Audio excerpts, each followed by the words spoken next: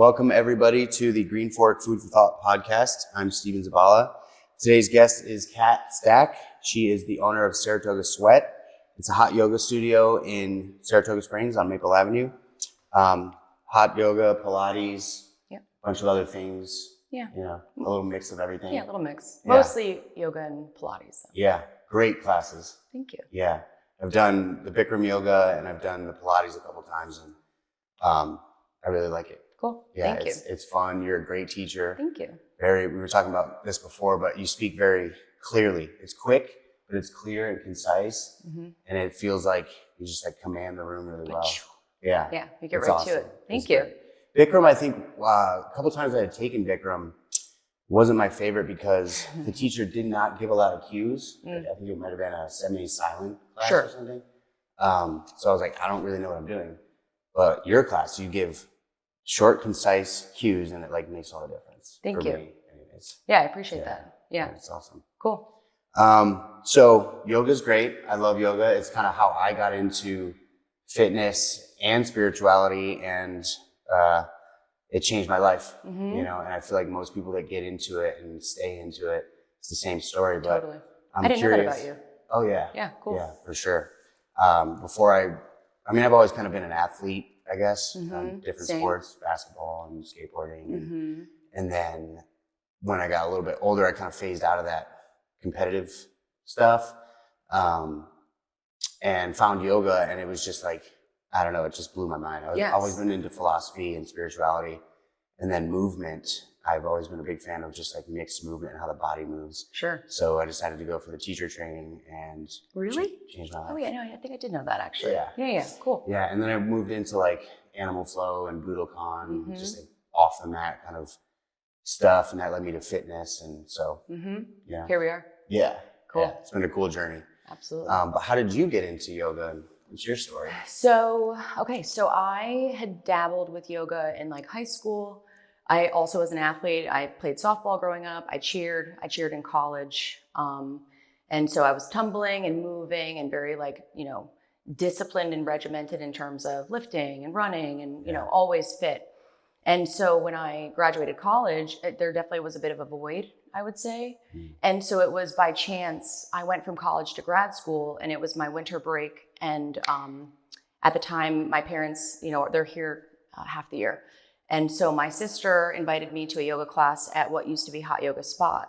Okay. And it was a 90-minute hot class. And I don't think I had done anything hot up to that point. So this was like 2009, 2010. And I went with my sister to a Bikram yoga class, and I instantly like was hooked, you know? And it's so funny because like I sipped the Kool-Aid. I was like, this is the best thing I've ever done in my life. Sign me up. You know, when can I go again? And my sister like hates it and like never came back, you know, which is so funny. We're very different, obviously. But so I went to my first class just kind of, you know, on a whim with her, and I became like just madly in love.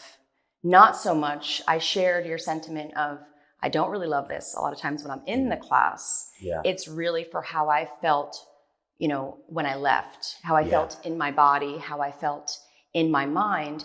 And I think it kind of filled the void that was left by being an athlete and not having that sort of challenge anymore. You know what I mean? Like putting that stress on your body. I was like, you know, working out, you know, still very active, but it wasn't, there was something that was missing, and yoga very quickly filled that for me. Yeah. I think it can be like a self-competition in a way, just to try to get better at the practice. And that's a never-ending process, just like any sport endeavor. Totally. You know, like trying to get your leg a little higher or whatever. And what I actually do like about Bikram is that it's the same practice every time. So you can go back to it and you can kind of gauge your progress. Absolutely. In that way. And you can also see like, oh, today I'm not as flexible. I wonder why that is. You know? Right. It's like, it triggers some like self-investigation. At like 1000%. Yeah. And when I first started, it was very much primarily like physical, you know, like I was very focused on, okay, how can I get further in the posture, in the asana? Like what can I do better to benefit that, to push myself more? Because I had that old mindset of, If I'm not out of breath, I'm not working out. Yeah. If I'm not the best in the class, there's something wrong, right? Like I had Yeah. the ego was in the driver's seat very much. Yeah. And that can still happen Oh, now, yeah. but I think now it's transformed and it's morphed. There's still plenty of physical benefits. That's one of the things that I love about it, but it's much deeper than that now, you know. There's the mental clarity and, even the spiritual benefits that come from the discipline of the practice, which, absolutely. I could talk about this for hours. Yeah, this is the place to do it. Yeah, cool. Yesterday, I went to a class and it was I just was sitting on the couch all day. I didn't really feel motivated. I taught all morning, so I was kind of tired. But I was like, nope, you said you were going to go. And I got my ass up and I went and I just felt so much better. Totally. Maybe it wasn't the best practice I ever had, but it was like I showed up, I was there, did it. Right. And like it felt good. That's your yoga for that day. Yeah. Exactly. Yeah. That's the practice. Yeah. I've never regretted showing up on my mat, ever. So your first class was Bikram and you stuck with that? Yeah, I had done like some vinyasa prior to that, just like non-heated classes. I don't even remember. I was living in the city for a while and maybe it was hot, but I went to some random classes, but Bikram was my first like, wow moment where I was instantly hooked. Yeah. And from there, I was living in Albany at the time and there was no Bikram studio down in Albany at this point in time. So I found a woman who taught it out of her attic, actually. It's just a funny story. She now teaches at Helios Yoga. Okay. She was a lovely woman. Her name's Terry. So I was so hooked that like I was either going to be driving up here to go to the yoga, or I was going to go to this woman's attic and practice there. And so I've never stopped practicing Bikram since I started. That's great. That's great. I love it. Mm-hmm. Why do you love Bikram so much? We touched on it before, but like what specifically is drawing you to that and kept you coming back? So I think for me, there's two parts, there's many parts to that, but one of them is me as a practitioner, right? And I think that once I started practicing, again, there was a lot of times in the hot room where I'm like, why am I here? Like it's hard, it's challenging. It's a silent practice, which is a tough sell. Silent meaning, the teacher is speaking, but there's no lights, there's no music, there's no distraction. And so you can't run from you in a Bikram yoga class. And in traditional classes, 90 minutes long. So the draw for me was how I felt after class. I felt looser physically, mentally. And I think at that point in my life, I was sort of at the tip of the iceberg of what was going to become like a lot of darkness and some depression. That was a big part of just my personal journey. I'd always struggled with depression, and yoga came in and quickly, I was like, what is this on me? The microphone. It was like a salve, it really helped soothe me at that point in my life. So on a personal level, I loved what the yoga did for me, both on the mat and then off the mat specifically. Yeah. And then the only way that I could describe it in terms of like why we're sitting here and why I teach is like this inner knowing, So I took my first class. I think it was by the second or third class, I said to the owner of Hot Yoga Saratoga at the time, I said, I was like, I'm going to teach this one day. Yeah. And when you just like know something really deep within you, like I felt it. And she, like this moment is like seared in my memory, Cindy Lunsford. She just turns her head and she goes, huh, just like that. And I was like, I just knew. Yeah. And unbeknownst to me, I was going to go through a bunch of stuff before that happened, a decade. But that was the start of it, was my own personal practice. I knew I would teach it one day. I knew I would share it with people. And once I went through my trainings, I realized that like, this is what I am meant to be doing for sure. Yeah. Yeah, that's great. I love that when you can just like feel it instantly. You're like, oh, this is it. This is my passion and I want to do this for the rest of my life. Totally. Yeah, I love it. I feel the same way about like cooking and movement and fitness in general. I don't have any like one thing, but I have multiple things that like I need to get out there and let shine. Totally. This being one of them. Yes. I love the bringing people together in the community and, for the betterment of the health of the community. Absolutely. It's beautiful. What has changed over the years in your practice? I mean, going from student to teacher and probably still a student in many ways, but how has it changed from a physical to a psychological, emotional, whatever type of practice. Have you felt it change over the years? Absolutely. Yeah. And it's I've never thought about that question before, even though you sent me some of these as a preview. It's funny to even like reflect back on that. Like, I've changed, me so much since I started practicing yoga. I've gone through so many different things. And what the yoga has been for me is essentially like a North Star, and that's part of the beauty of Bikram yoga in particular, is that it's the same heat. It's the same humidity every time you come in here. Yeah. It's the same 26 postures. It's the same 2 breathing exercises. And since it's predictable, it's measurable, right? Yeah. So it provides me this sort of yardstick to look back. And so when I try to think back on like when I started, it very much was a physical practice, but it was giving me so much more than that. Yeah. I think before I became aware. Mm-hmm. So as I've grown, in my personal journey, it has shifted much more into the spiritual component of, I've gotten into meditation, getting in touch with who I am. In my 20s, I didn't know who I was, right? Yeah. I think it wasn't until I turned 30, I started to even really wake up and become connected with myself. Yeah. And so perhaps yoga was just urging me along. And so it's shifted from primarily physical to, and always all the while clearing my mind. Yeah. But now it's definitely morphed into more of a spiritual practice of, I want to become, I only have one life to live. I want to be the absolute best version of myself that I can be.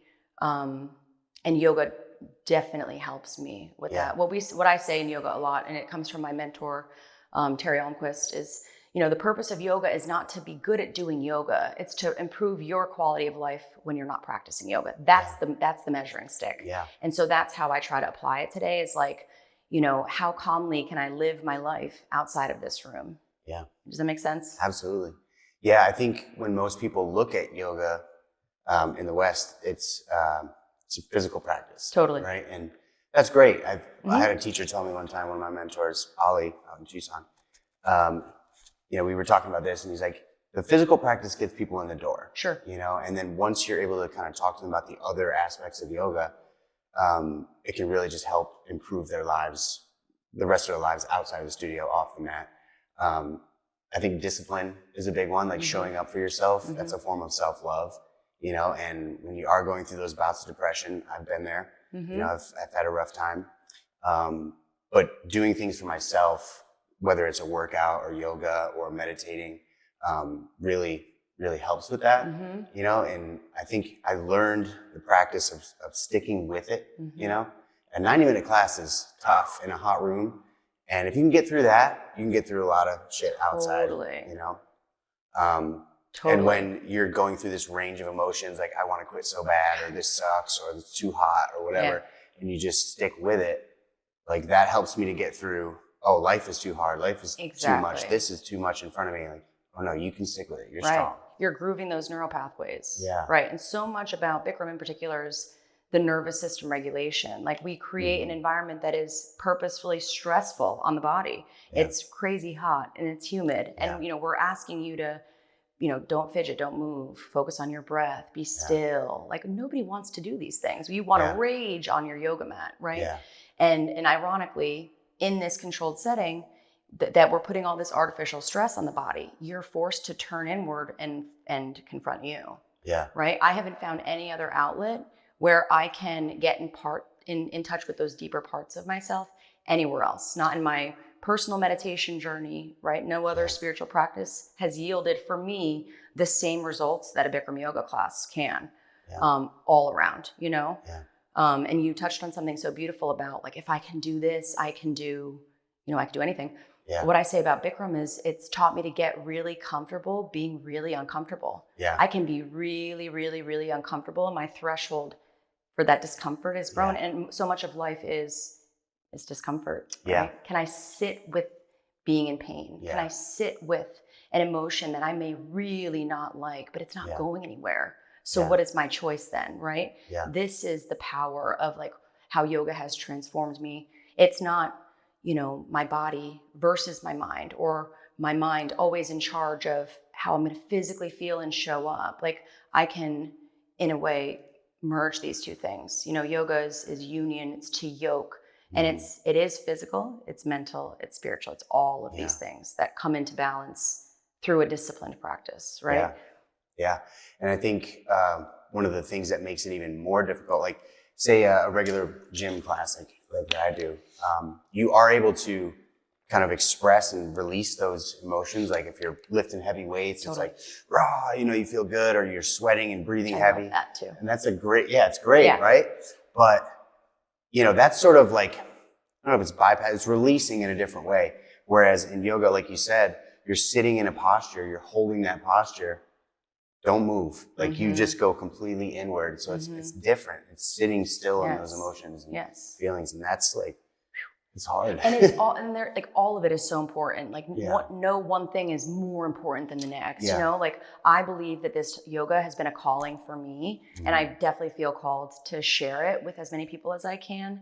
But like my passion for it is because of my personal experience and benefit from being in a really dark place and having it be something that really like fired all of the things in me that were slipping away, if that makes sense. You know what I mean? Like it brought me back to life.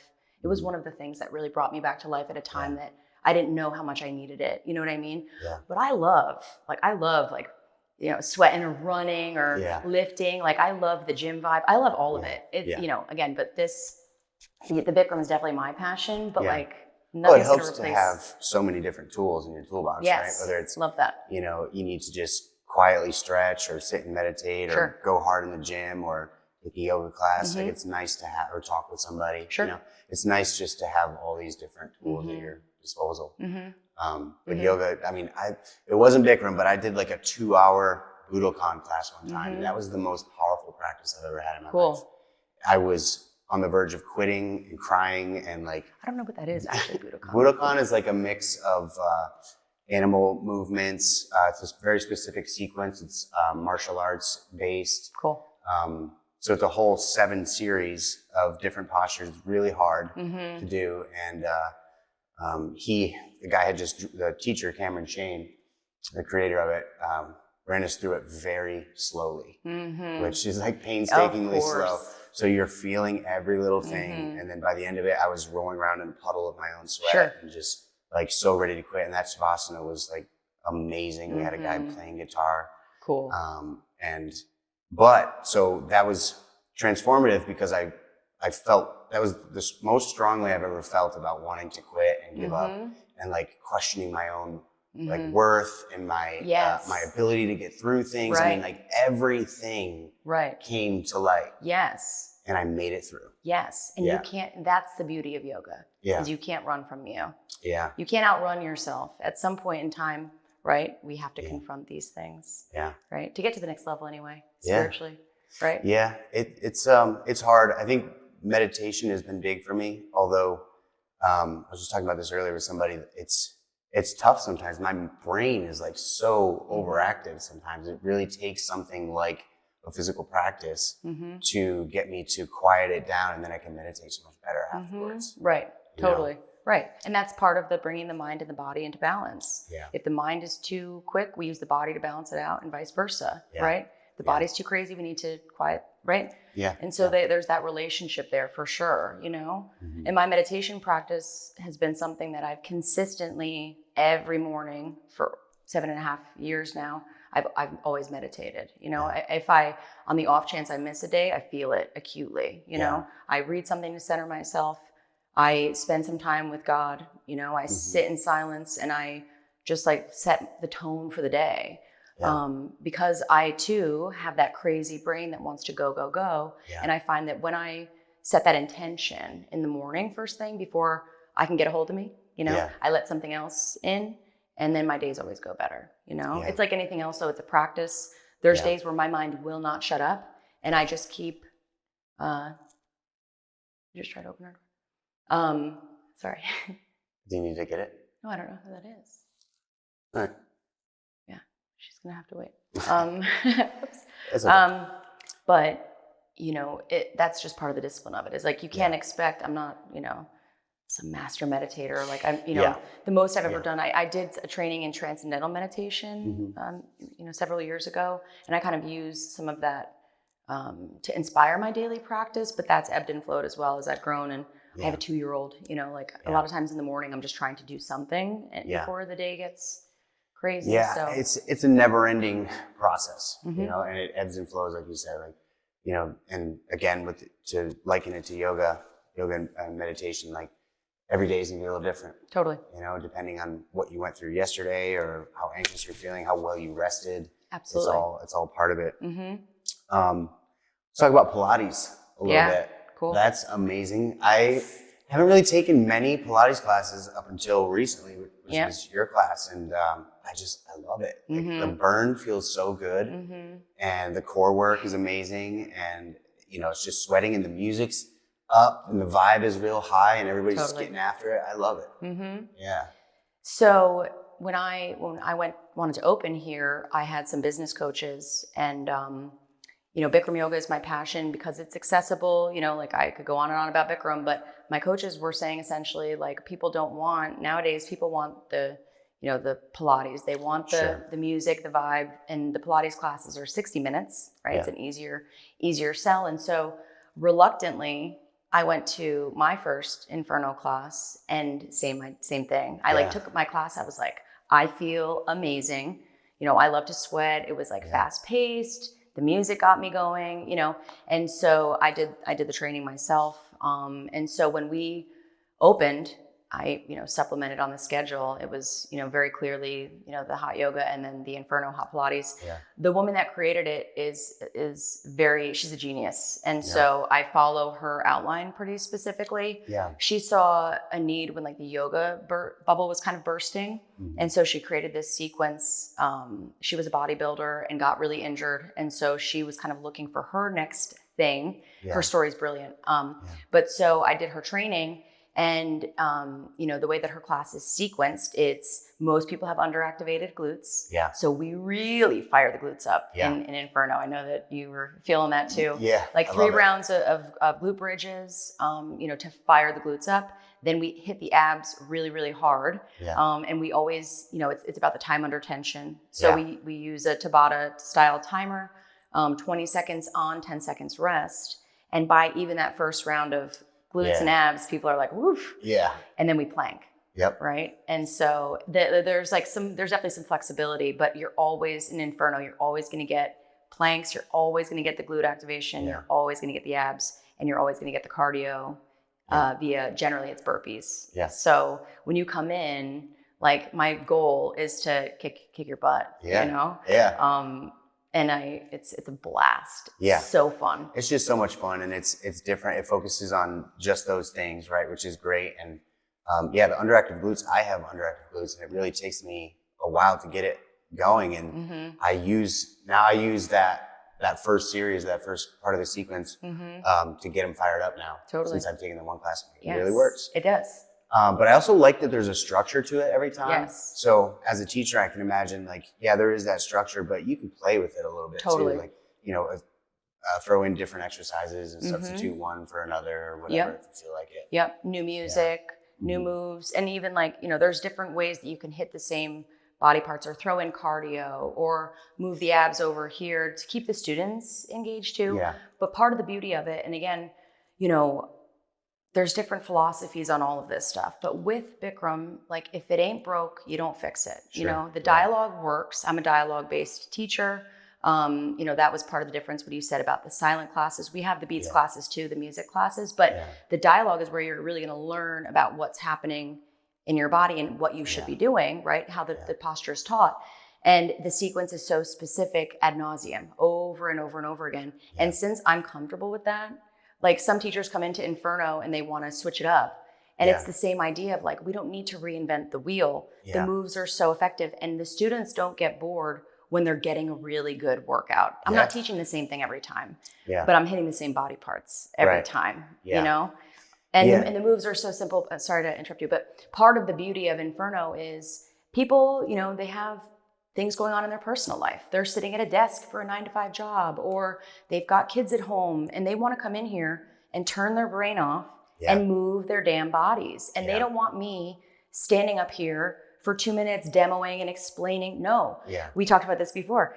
3, 2, 1, put your heels down, lift your hips up towards the ceiling. It's like let's turn your brain off. I always say in class, I say, I think for you, you move. I think you move. That's my job. Let's get you moving as quickly as possible so people can, in a similar way, turn their brain off and find that almost meditation, that hypnotic type state in the movement. Yeah, in your body. And it's the same thing, connecting you with your body. I command in Inferno, in hot Pilates, the same way that I do in Bikram. Don't think about it.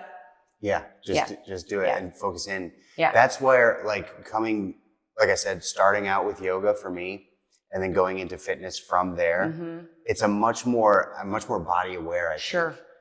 Yoga has some of the best cueing as far as like sensations in the body and where to angle yourself and put your body. And because I learned that so deeply, just the awareness sense, then you move it to, okay, let's grab a kettlebell or let's grab some weights or barbell. You're able to really like feel, bodybuilders have it too, where like they isolate individual muscles. But coming from the yoga background, I feel very strongly that it helped me quite a bit. And my ability to teach and cue. Absolutely. And you're telling people what to feel. That messaging is very powerful too, because it's that power of suggestion, right? But also getting them to connect with, oh, I'm feeling this in my body. Oh, okay, I am feeling this in my body, right? And then that is a skill that is taught. And then, a bodybuilder doesn't come in with that. They learn that through repetition over and over and over again, right? Wash, rinse, repeat messaging. Yeah, for sure. I feel like it's helped me in so many other ways too, just being in my body, to be able to like get there quicker now, as you said, it's a process of learning, but now at this point, I'm like, I can get into my body if I'm sitting. Like I can feel every part of my body when I'm just sitting, or if I'm trying to breathe, I can feel, my diaphragm, my abs, like my lungs, everything kind of. So it's really nice to be able to. Yeah. And I think yoga is like unmatched with that. And then also Pilates too. Pilates is interesting. I was reading up on it a little bit. Like you have the reformer, you've got all these machines. I was just following this guy who was like doing a flying squirrel. Have you ever seen that? It's on this machine. He's like a trapeze thing. And he's like tucking and rolling and tucking and rolling. And it's so much core. But it looks so much fun. Yeah. There's some crazy stuff online. Yeah. Totally. Yeah. I feel like it gets, it's overpowering sometimes, like all the crazy flows and sequences and people getting into like single arm handstands on the edge of a cliff or something. You're like, okay, slow down. Yeah. That's not me. And a big part about yoga too, I took a class last week, somebody was talking about it, is like the comparison to others, right? And the ego. You touched on that earlier.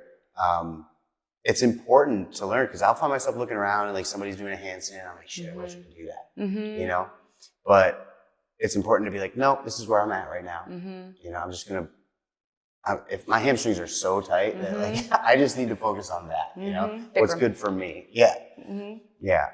So how do you feel about that? Like comparing yourself to others? Like you used to do that? Yeah, totally. I mean, and still, like I'm human, but I think that's the beauty of like, nothing's going to replace what aging and experience will do for you. That like, I know now my journey is so much my own, and I really can't compare it. When I slip into that, I have people that will spot me and hold me accountable. And I know, I'm self-aware enough now to recognize that when it's happening. But I mean, in the hot room in yoga, for me, it's a spiritual discipline at this point. It's like something that I need to do for my mind and for my spirit.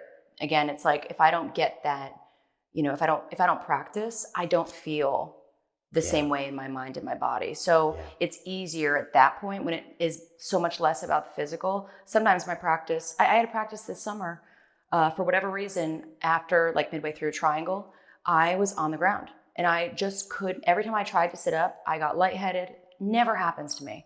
That was my practice that day. And I wasn't ashamed by it. This is my studio, but I'm like, yep, this is where we're at today.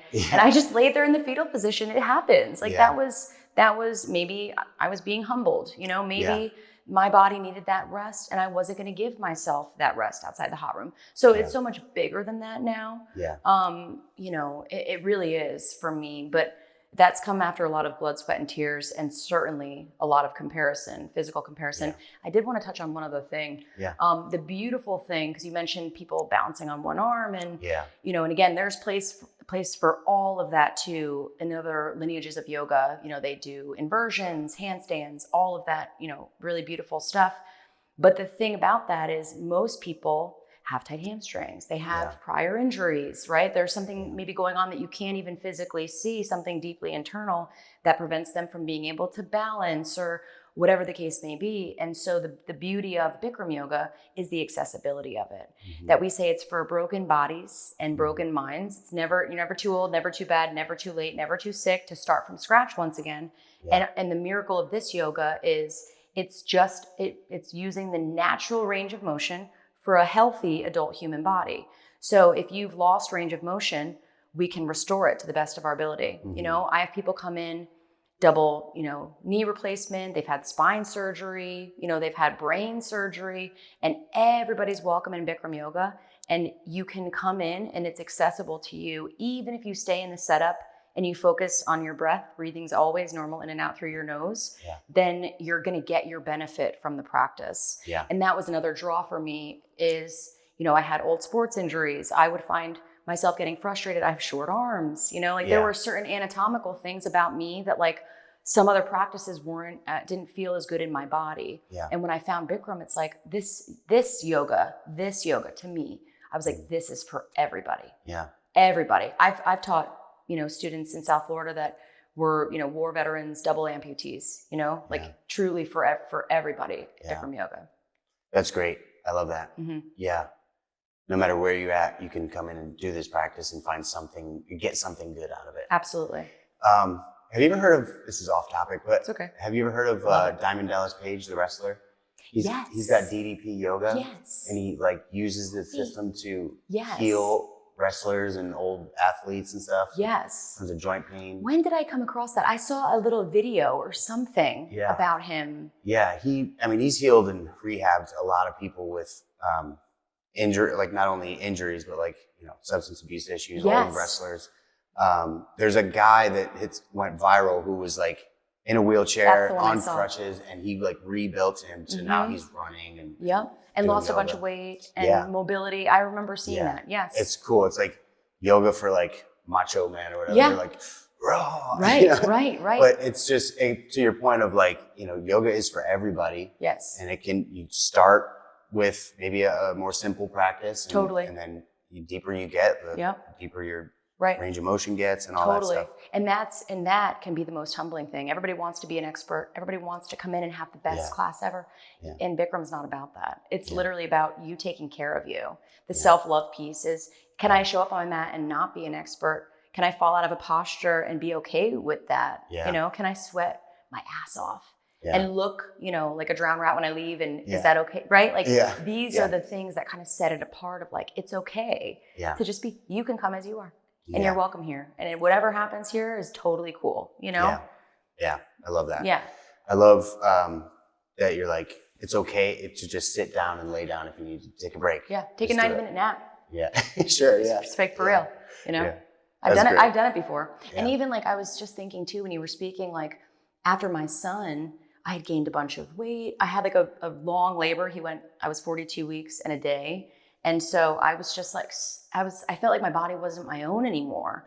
And I felt starting back up with Bikram like a beginner again. Because I had to reconnect with my body, my new body. You know, the body that then, you know, had to climb back out of this, you know, experience, beautiful, life-changing experience to be sure. But, you know, like you put your body through so much with hormones and all of it. And so, you know, even that experience I think has made me a better teacher, because I know, you know, we don't all come in here like on a level playing field. We're all just in our experience. I think just going through any kind of experience, painful, transformational experience, makes you a better teacher. You're just able to connect with people a little bit better, and deeper.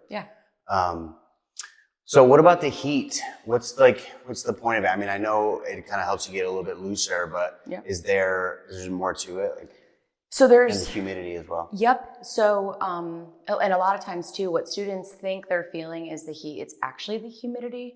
Yeah. It's that relationship between heat and humidity is what we kind of find a balance for here. So it's very intentional. Yeah. It's very specific in a traditional Bikram yoga class. In particular, it's 105 degrees, 45% humidity, which internally feels, like that heat index feels about 120 when you're practicing. Yeah. We have we have infrared heat panels in the ceiling here. We have an inline humidifier system. And so we try to keep that as secure as possible. On colder days, that's obviously harder. Yeah. But the biggest thing to me when opening the studio was like the heat needs to be on point. As a practitioner, that's really important to me too. So part of it is purely physical. Mm-hmm. We allow the body to get deeper into stretches, right? We're heating the body. The infrared heats material, whatever's underneath it. So we're literally heating ourselves from the inside out with the infrared heat. Yeah. The humidity is that external factor too. So we get that twofold, heat going on inside of you, plus your movement, right? And your breath. So the muscles become more pliable is the plain language way of saying it. Mm-hmm. The other big component is this idea of creating an environment where you are purposefully uncomfortable, right? Mm-hmm. We are putting acute stress on the body. And not only that, but we're having you watch it with all the mirrors, right? So the saying is, it's not enough to suffer. You have to witness yourself suffering. And then you can have deeper compassion for others, for the suffering of others, right? Wow, I love that. It's beautiful. Like it just gave me chills. But so there's the purely physical piece, and then a part of it is, like withstanding the heat, keeping the nervous system under control, focusing very simply on your breath. When your ego mind is like, run. Yeah. Save yourself. Yeah. Get out of here. These people are nuts. It's way too hot. You can't do this. And like you said before, yes, you can. Yeah. Your brain is going to tell you all sorts of stuff to get you to leave the room, to get out of the heat. And what we encourage, tools in the toolbox, is feel free to sit down, lie down. Yep. Right? To just take good care of yourself on your yoga mat. Yeah. So there's that component. And yeah, it's just also the discipline, the controlled setting also is like when you have reliable, dependable heat, you can better have a barometer of where your body's at. If you came in here and it's 90 one day and 110 the next, or there's no heat, the practice is not going to be measurable, if that makes sense. Yeah. Yeah. So it gives almost a sense of safety to the nervous system once you acclimate. Yeah. It's like these are the conditions under which I perform these things. Does that make sense? Yeah, absolutely. Yeah. Yeah, the consistency of it. Exactly. Yeah. You kind of know what to expect. Mm-hmm. And, yeah. Mm-hmm. And I'm sorry, detox. Oh, right? Yeah, so like one of the main ways that we detox is through sweat. Mm-hmm. And so certainly like, you've been in a puddle of your own sweat before, like you're going to purge, physically from your body. Yeah. It feels amazing when you step outside and just like, feel so much lighter and cleaner and, mm-hmm. I sweat. I'm sweating just sitting here. Well, it's hot in here. It's a little warm, but like in here. I start sweating the moment I get like into a room. Yeah. I just sweat very easily, which is good. It is. It's good. But so I enjoy it. Sometimes I'll be in like down dog or something and like take a big deep breath. Like I can't. Yeah, you're like my nose. Snort my sweat. That's yeah. That's funny though. But I do like the heat. I like a non-heated class too. Mm-hmm. Like you said, different tools for different things.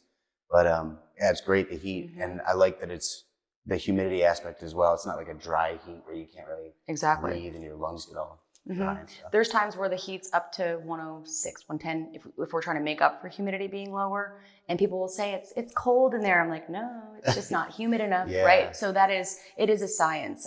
It's been a learning curve trying to open this place and keep it to temp. It's not an easy job. I'll say that. So it's been interesting learning all about that too. Yeah. Is it like the thermostat? So when you get a bunch of bodies in here and everybody's moving, the room is going to naturally rise in temperature. Totally. Does the thermostat, humidity. Does it account for that? So it does, but it rises in humidity, not really in temperature. Okay, yeah. So it will slightly, maybe 2, 3, 4 degrees if the room is completely packed. But what will skyrocket is the humidity. And so that's why in hot Pilates, I'm opening the door constantly. People are moving more. The humidity raises much quicker. In Bikram, a lot of times, if it's a full class, we turn the humidifiers off. We don't need them. But, you know, it all depends on, there's so many variables. That's part of the, you know, how cold it was outside for that 3-week period was brutal. You know, how insulated the room is, how you're heating it, what you're heating it from. I keep the room 80 degrees because it's easier to heat from 80 than it would be from, you know, 50 or 60, right? Yeah. So you gotta keep it on all the time. I keep the humidity at a certain level, so that way, you know, we don't have to try to get it to you know. So there's a lot of different, how many bodies are in the room, what's going on in here, if you're opening the doors, all of that. So and I'm sure it's like a constant thing you're learning still, and it's part of, you know, being a studio owner is getting to know your spot that you've built. Which, let's talk about that a little bit. What made you want to start a business and do this? So back to the point about knowing I was going to teach Bikram one day, the dream was born. I don't know when. Like, I know I can see the moment in time when I knew I was going to teach Bikram yoga. Owning a studio just was something that, like, I feel like God put on my heart at some point in time, where I just kind of had this knowing that it was going to happen. But the way that I planned my life was I was going to, you know, get married and have kids and be a mom and do all of these things. And, you know, I didn't even really know what I wanted to do with my life. And I was living in South Florida at the time, and went through a pretty sudden, like, separation and divorce. I had a 5-month-old son and moved up here. And I was like, what is next? Like, when I think about, when I talk about it, I'm like, it was actually really a crazy time in my life that I didn't know what else to do. And I knew that there was never going to be a convenient time to do this, if that makes any sense. And so, again, I can't even really take credit for it. It's just like, you know, the spiritual side of me, God in me, like that inner knowing of, like, do it. Let's go. I literally I thought like this, I could fall on my face. This could completely, you know, just, I could fail miserably, fall flat on my face, and YOLO. Like, what am I going to do? Sit here and, you know, talk about what could have been. Like, so I saw this opportunity. I started to look for a space, and in a weird way too, I was going through another difficult time personally, but I was able to channel my energy into something positive and productive, you know, and I was very fortunate to be in a position that I could do that at that point in time. And so found the space. And then from there, it was a no-brainer. God kind of like sequenced everything for me.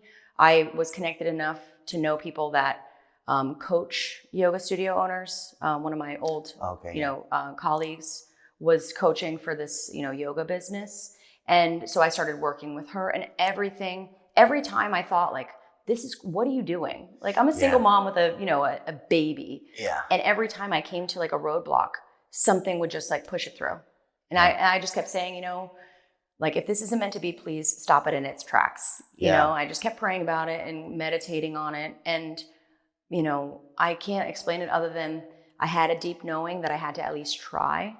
And that's what you're looking at. It's like, go for it. It's so great. It's so powerful to, like, be present for all that, you know, all the stages of starting from like an idea to, okay, let's look at spaces, let's talk to a coach, let's gather information and write it all down, see what we need to do to make this happen, and then making it happen.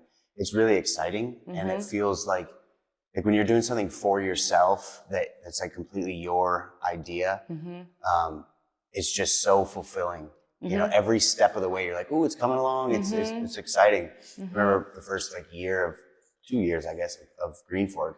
Like, even when I ran into a problem, it was exciting for me to want to figure it out. Absolutely. You know, like, ooh, this is another fun thing I get to learn about. Like, I get to learn how to take a fridge apart and clean it. You know, But like, you're learning about heating systems and infrared lighting and all this fun stuff, and it's you know, it's another opportunity for growth and. It's really exciting. And like totally pushed me in every sense of the word outside of my comfort zone, you know? Like, I had no idea what I was doing with any of it. And I just like weirdly trusted the process and just kept taking the next step forward. And even that, we talk about like what we learn on the yoga mat is like, I can do hard things. I just like, you know, I felt really frustrated at times. There was times I wanted to like rip my hair out, or the build out was an experience. Even just that was an experience, you know, getting the software, all of it, like soup to nuts, was just like mind blowing. And somehow it worked. And again, I feel like I took the action, but something else was like working through me to like make this whole thing come to fruition. Truly, like I'm a God-centered woman, and I feel like because of that, like that's part of why we're sitting here, you know? Yeah, that's great. I remember running into you out in the parking lot when you first got the space, and just getting to know you a little bit. And coming from Miami, was it? Delray Beach. Okay. Yeah, and then I was excited for you to get started because you know I love yoga, and I was like, we need more yoga. Yes. We need more people doing cool You stuff. can never have enough yoga. Yeah, I know. I love it. I think we've touched on it a little bit, but like the many ways of self-improvement, right? Through yoga, but there's things outside of yoga that we do to help ourselves get better, right? Whether it's meditation or taking on a project or like, you know, all these different things. What are some ways that you have stayed grounded and used yoga like outside of your life to help you get better, like off the mat, real life situations, you know?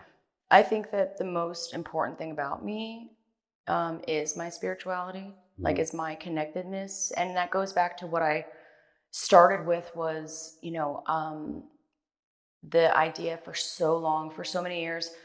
When I was born, I feel like I was born depressed. Like there was just something in me. Some of my earliest memories was just this like darkness. And I had nothing to point to say this is why, you know, like I have lovely parents. I have 2 older sisters who are beautiful, you know, like there was nothing I could point to. It just was something deep within me that felt almost like homesick, if that can make sense. Yeah. Like something was missing. And so I think, you know, when I was younger, I did really good in school, and that gave me a sense of identity. And, you know, I did really good in sports. That gave me a piece of like, okay, I'm okay. You know, I was raised Catholic. I was exposed enough to the spiritual things, right? But the older that I got, the more I felt like I was disconnected from something. Like the deeper I moved into this depression and anxiety, like so fearful of, you know, everybody and everything. And, you know, I just couldn't get away from myself enough. You know, I sought out a lot of different things to numb out, to not be present in my mind and my body. And, you know, I could not control my emotions. My thinking was, you know, in the trash. And so, you know, for me, the spiritual component and like the journey to wellness has been everything. Like I recognize and I understand now that without that, I have nothing. You know, I talk about God a lot, you know, my personal meditation journey, you know, being mindful. I've done a lot of, you know, a lot of journaling, a lot of truth seeking about myself. You know, I've sought out the help of different people to like hold me accountable and help me grow in different ways. You know, I have different mentors and people in my life who I admire and I trust, and that they have guided me to get to this point of, you know, for a long time, I feel like I had like that victim mentality. Yeah. If you felt like I did, you would do what I do, right? Yeah. Or I sought to escape by any means, whether through sleeping or, you know, whatever the case may be, right? Yeah. I wanted to tap out and avoid this beautiful life that God has given me, you know? I just wanted to escape. Yeah. And so the journey inward for me has been that rearranging. You know, I used to approach everything of, you know, in response to like reacting to life. And now I realize that I'm just a small part of a very great whole. And I do my best on a daily basis to see how I can add to things. Yeah. That shift from like life is happening to me to like, how can I help and improve this situation? Because it's not about me. You know what I mean? Yeah. That shift in perspective, that attitude change, and that like rearrangement of my consciousness has completely blown the lid off of the way I live my life. Do I do that perfect? Psh, You know, I always say like I have an ego the size of Texas, you know, like that, like on a bad day, everybody's bothering me. And, you know, which is why I have to work so hard to stay right sized, to keep God. And again, higher power, higher self, whatever you call it. To me, it's God. It's just the easiest thing to say, honestly. But to keep in touch with that piece of me, the spiritual piece of me, and to be in service to that every single day.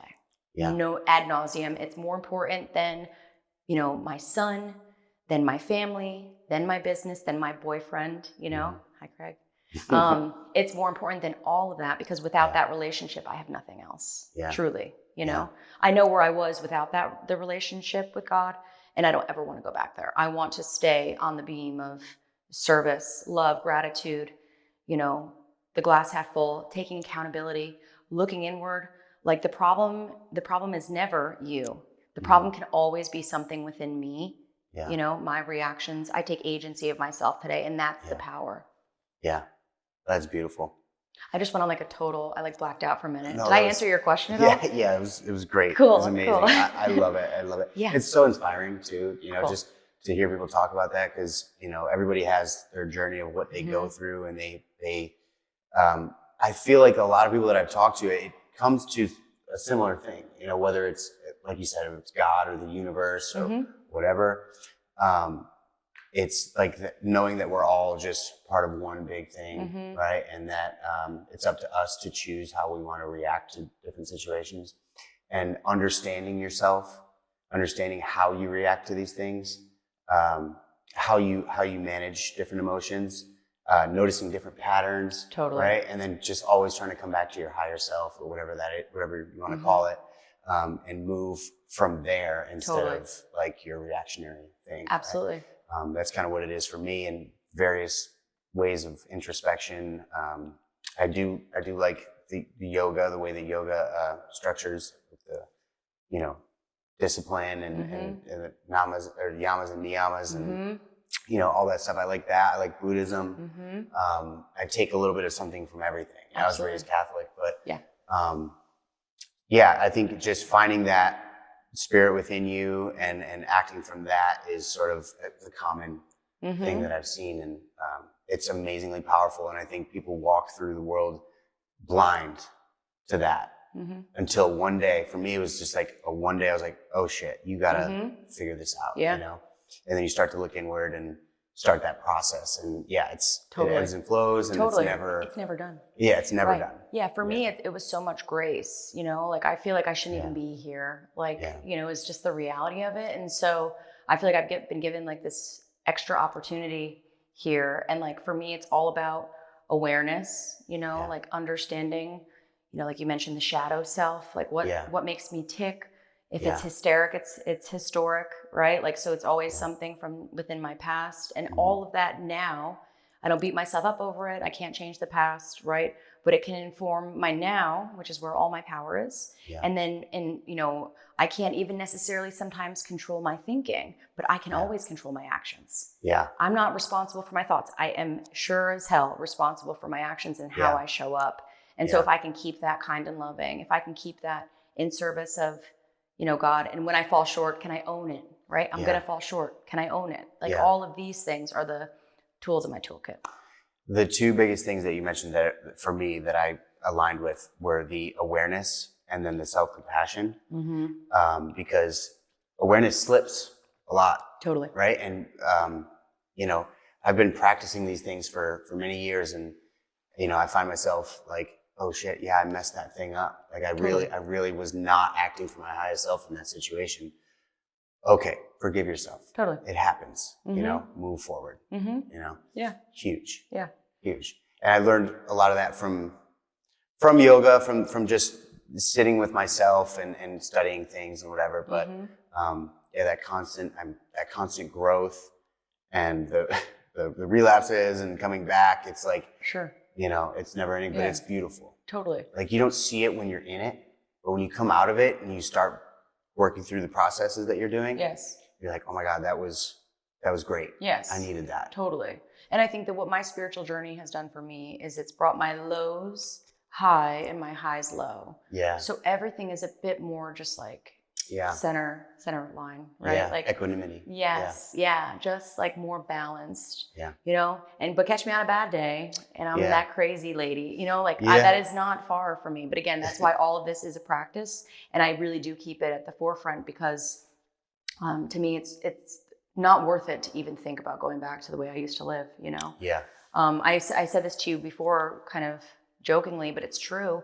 Like if you saw me 10 years ago, you wouldn't even recognize me. Like I just was a shell of a human and just really in so much pain. And you couldn't pay me to go back to being that person. There's not a price tag on what I feel inside today, like the peace that I have, like the joy that I feel and the connectedness, you know, like who knew it could be about like, you know, service and being God. Like all these things were just so foreign to me, and I'm really grateful that like I get to live this way today. Yeah. Yeah, and I think it comes through in your nature too, you know. You could just tell that you have done the work. Thank you. You know, and when you speak about these things, whether it's on camera and off camera, like it just feels very authentic, and it feels very like this is it, like confident, you know. I think it comes through in the way that you teach, it comes through in the way that you talk, and so you're an inspiration. It's the language of the heart. And that's where it really is the language of the heart, and it's based in my experience, you know, like I believe so firmly in all of these things because I've lived it, you know, and again, that's just my experience. That's all I'm here to, keeping me right size is like, I'm just here to share my experience. But like, you know, when heart speaks, heart listens, heart hears. And so that's always my intention, is to like be coming from that frequency of, I'm just another, you know, bozo on the bus here, living life, you know, doing these human things. Yeah, it's great. It's great to witness somebody being very authentic, you know, and I think it brings out that in other people too. That's the goal. I love that. Yeah, authenticity is like something I value and something I'm working towards. Yeah. I think, you know, it's a people pleaser and like all these different things, but I'm just trying to like connect with me and what makes me and put it out there. Totally. You know, and just be authentic and see what happens, see what comes to me when I do that. Totally. Yeah. You know? Yeah. That's part of why I have so much fun teaching. It's like I'm cracking jokes. I'm laughing at my own jokes all the time. Like nobody's laughing, but I'm like, this is great. Oh, you know? yeah. I'm having the time of my life up here. Like I can't take myself too seriously these days either. That's the other thing, is like whatever. YOLO. Yeah.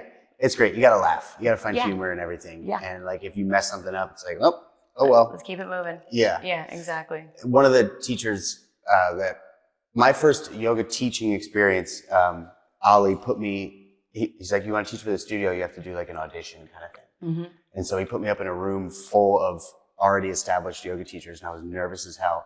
That's intimidating. Yeah. But one of the things that he commended me on was I made a mistake. Like I skipped a whole side or whatever, or I didn't do one motion on one side, and I just kept going. I was like, oh, whatever. Yeah. And he's like, did you know that you missed that? And I was like, yeah, but I wasn't going to be like, oh shit, let's go back and do that. Yes. You know, it was like, let's just, whatever. Just exactly. And he's like, that's good. You know? Yeah. So I feel like with some yoga teachers, I don't want to talk bad about anybody, but sometimes it feels inauthentic. You know, you've been to those classes, it feels inauthentic. It feels more of like they're putting on a show. And I do not feel that here at all. And it feels very authentic and cool. I just wanted to say that, I guess. Thank you. Yeah. The yoga speaks for itself. And that's part of the whole service piece, is like when I teach yoga, it's a little different. I'm not like really, I do crack jokes here and there, but Inferno is like people are dying on their mats, and I just try to make it create some levity in the room. Yeah. So like, you know, whatever, let's just have fun. And with the Bikram, I'm really mindful that like, it's not about me at all. Like if students are really struggling, or if they're not listening, or if they seem to be going through something, I don't take it personal. Like I'm truly there to just be a vessel for them to have their healing. Like I'm literally just a little tool that's helping hold space, so to speak, like to keep the room. I'm working with the energy in the room. It's like a more abstract way of, but like moving the directions of the rooms of their bodies. And I am picking up on so many different things that go on when I'm teaching, and all the while, none of it's about me. That's the beauty of Bikram yoga too, is it's truly just about letting them have their practice, letting them find their moving meditation. I'm not talking about myself. I'm not dumping my stories, right? I'm not performing. I'm literally just standing up here, just doing my job. Service. That's great. I had a friend and she does sound healing, and she was saying that, she could feel everybody. She could feel the collective energy in the room, and then the individual energies. It was something like sound healing. I'm sure she could like pick a bowl for that person or frequency. But as a teacher, do you find yourself like, oh, that person can go a little bit more, so maybe I give them a little push. Or this person, I'm going to back off. So that's a really good question, actually. And so different teachers have different philosophies. A lot of times you teach how you like to practice. So what is most important, first and foremost, with a beginner is making them comfortable, right? So with a beginner, I'm not overly correcting them. I'm just making sure that, I'm saying you're doing a great job. Like, are you okay? How's it feel? Right? Like, I'm not doing any negative suggestions or anything. I'm not nitpicking too much. I really let them be, but I just make sure they're okay. I'm like safe, hovering kind of. And then with students that are regular students, when I've built rapport and it's appropriate and I feel the vibe is working in that way, and it also doesn't take away from the rest of the room, I can work on one student subtly. I can say a little name. Okay, good. Okay, a little more here. Like a little higher. Good. And not take away from everybody else's experience, if that makes sense. You know what I mean? Absolutely. So I think that first and foremost, it's about making sure everybody is like accounted for. And then when appropriate, certainly. But the thing that's beautiful about Bikram is it's a trauma-informed yoga. I stand at the front of the room on purpose because it keeps, people know where I am. I'm not, really moving around the room. I don't touch anybody, no hands, you're safe to have your experience on your yoga mat. And so there's no interfering in that way, if that makes sense. It does. I actually want to ask you about that. I've heard trauma-informed yoga, and I never really knew exactly what that meant. And I kind of get the gist of it. It's in the name. But what does that really entail? So keeping in mind that people come in with all different experiences. We've talked about that. And so trauma-informed is if I were to just go up to you and start putting my hands on you or getting into your personal space, or even, if you're in a forward fold and I'm positioning myself smack behind you where your butt's in the air, right? These are things that, to be trauma-informed is to be really acutely mindful that you are not putting anybody in a position where like they can feel safe on their yoga mat. Does it make sense? So I'll even have students say, like, I'm comfortable if you touch me. And I say, I do appreciate that you trust me in that way, but that's not part of this lineage. There's places for that, for sure. We're likely going to have some hands-on workshops here where it's very clearly outlined, where students know when they come in that there's a possibility for hands-on corrections. But the whole idea is personal autonomy and safety, right? And the yoga is so powerful, I don't need to adjust you. You adjust you, the more you come. With your cues, tuck the hips a little more, and then you're like, oh. And that's the other thing is the beauty of the commands. Pick up your left foot in front of you, interlock your 10 fingers, webbing to webbing, look in the mirror. I'm telling you exactly what to do with precision, right? It doesn't leave much to guesswork. And then the body responds over time with consistency and discipline and practice. And that's where, yamas, niyamas, like part of the discipline is just even showing up for yourself, committing to make it a part of your life is where you're going to yield the results.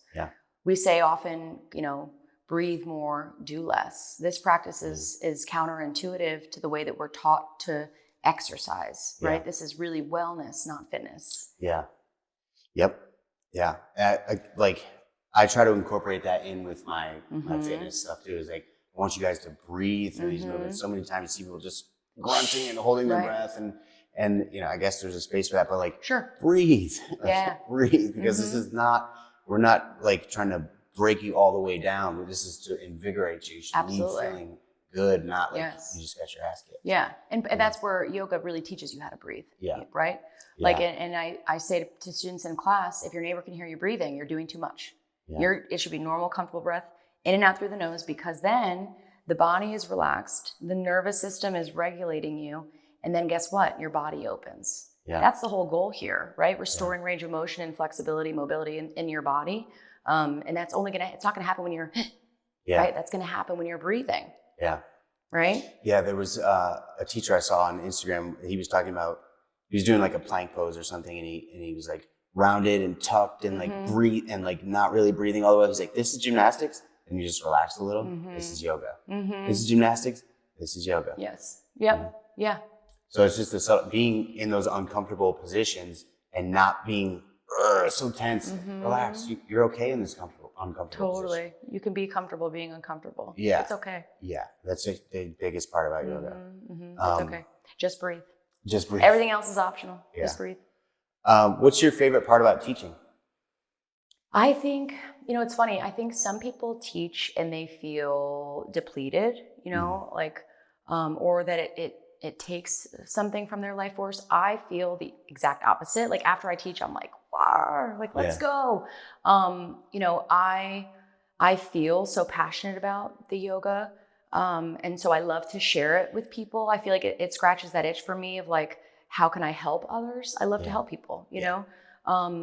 It's just something that, it always feels good to give something away and to make people feel better. And I think of this yoga, this discipline, even the studio space, like is a medicinal place, right? The yoga is certainly medicine, and I don't even have to do much. I'm just here holding space for you to have this experience, right? And so, that's really what teaching is all about for me is the service component. And I always leave a class feeling like invigorated. Yeah. That's how I know I'm doing the right thing. You know what I mean? Mm-hmm.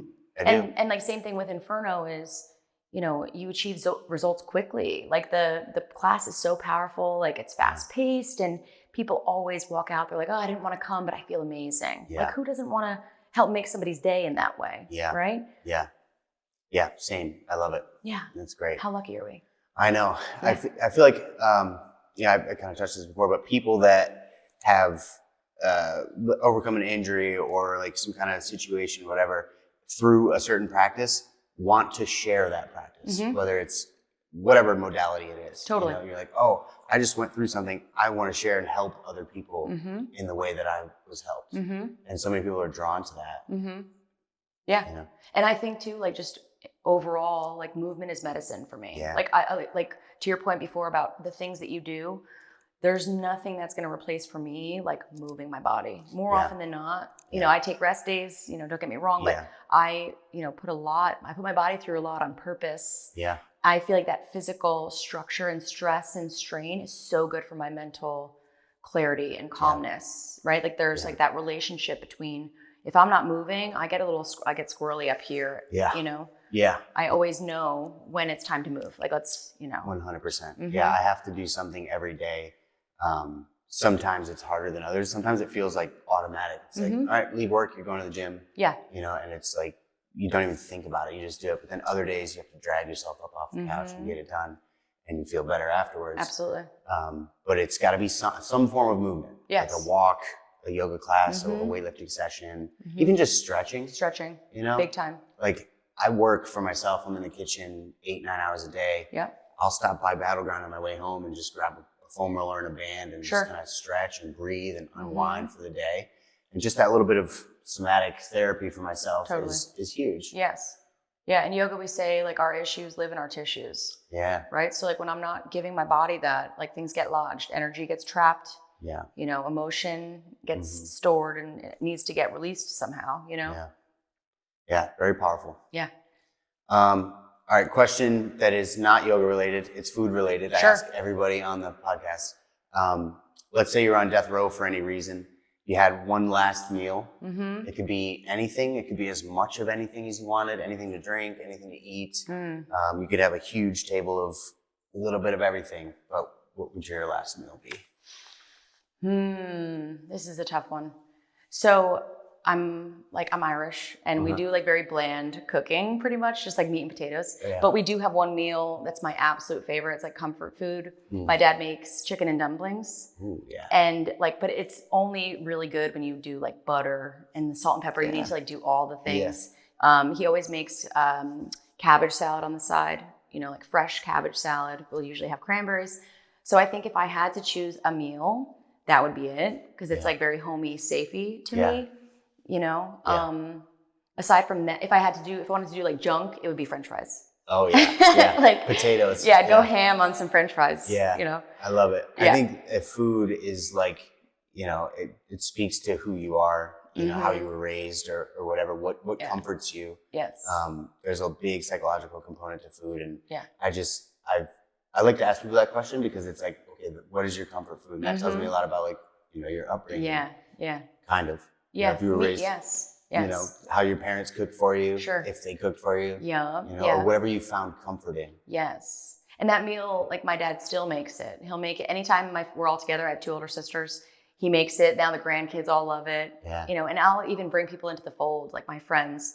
They'll eat it and they'll be like, this isn't anything spectacular, Yeah. I mean, it is. Yeah. But to me, it's like, this is the be all end all. This meal reminds me of like where I came from. Yeah. I was just reading this book, Spellbound. Cool. Have you heard of it? I've heard of it. It's really cool. It talks about like magic and how it, in a scientific world, like there's still aspects of magic, right? Absolutely. Okay, I need to read this book. It's great. It's amazing. You're speaking my language.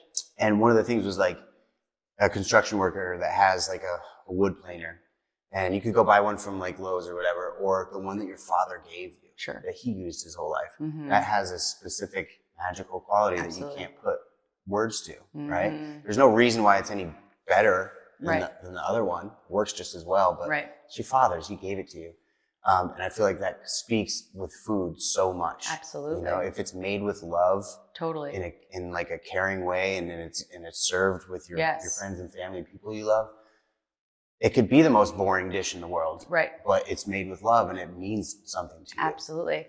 Yeah. And this is the woo-woo component, is like your hands, arms are an extension of your heart chakra. Yeah. Right. So like this energy center, this is how we communicate. We like feed ourselves. We take care of ourselves. We navigate the world with our hands. Right. Yeah. And so there totally a beautiful component of that is like, the craftsmanship and the infusion, right? Doing something prayerfully. I always love the saying too. It's like, and I try to be very mindful with this, is words cast spells. That's why it's called spelling. Yeah. Right? Like our words are very, very powerful, how we speak about ourselves, right? I try to do that with my son is, I speak, powerful prayers over him. I'm trying to, flood his subconscious, unconscious mind with all the beautiful things that I want him to know about himself and to grow with, for that same reason. Yeah. That's beautiful. Yeah. I started like journaling and writing poetry. Beautiful. I feel like that really helps me through my dark times. Yes. So like expressing it and getting it out there. Absolutely. Not necessarily sharing all of it because it can be a little intense sometimes, but just writing things out. Yes. Really is a big release. Yeah, absolutely. Yeah. Right. And then it's like you're transmitting it, you're doing something tangible to transfer it from here out, It's like a purge of sorts, right? Yeah. Absolutely. Yeah, writing has been a powerful tool for me too. Yeah. I don't do it nearly as consistently as I should. But poetry, beautiful. Yeah. It's never something I thought I would be into, Isn't that but cool? Yeah, you just kind of like, I don't know. I listen to a lot of music. I like art. Yes. I really get into the deep meaning behind things. Sure.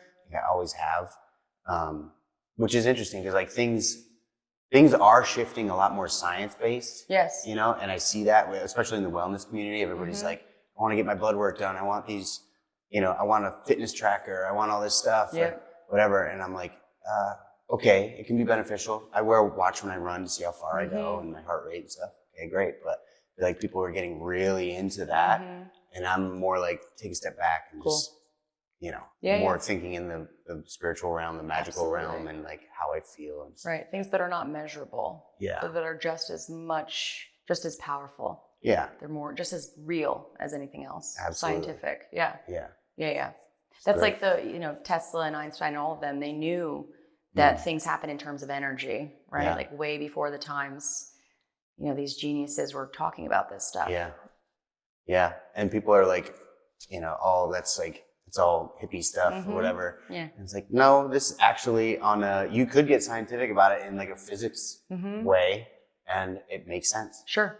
It makes total sense. Right. Your headspace and the vibrations that you're receiving and giving is energy. Right. And it all plays a factor in your mood, your everything. Yes.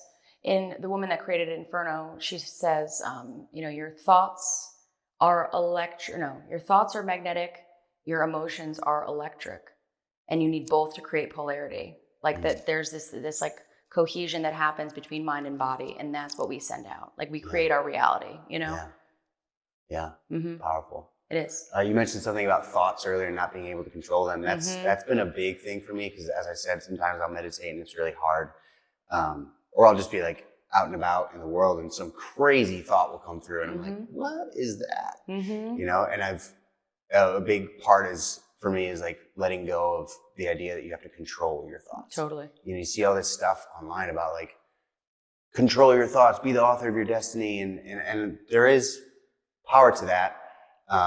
Not giving power to those weird or negative thoughts, and focusing on the good ones. But I don't feel like you can ever truly control your thoughts. Right. And that's the ego mind, right? Like there's a lot of different parts of self. The ego is the loud one, like the narrator in our head. Have you ever heard of Michael Singer? Untethered Soul. It's a beautiful book. Okay, but he talks about your inner roommate and how this voice just talks to you all day long. Yeah. Right. And like things are bad and everything's da da da da. Yeah. And so, the idea being with meditation, with mindfulness, is that we can observe more the ego mind, that it's still very much there, but it's not informing my behaviors. It's not controlling my actions. And again, back to Bikram, but that's part of what the practice is observing that part of me, that negative self-talk, that voice that comes up, and what do I do when that happens? Because it's not going anywhere, right?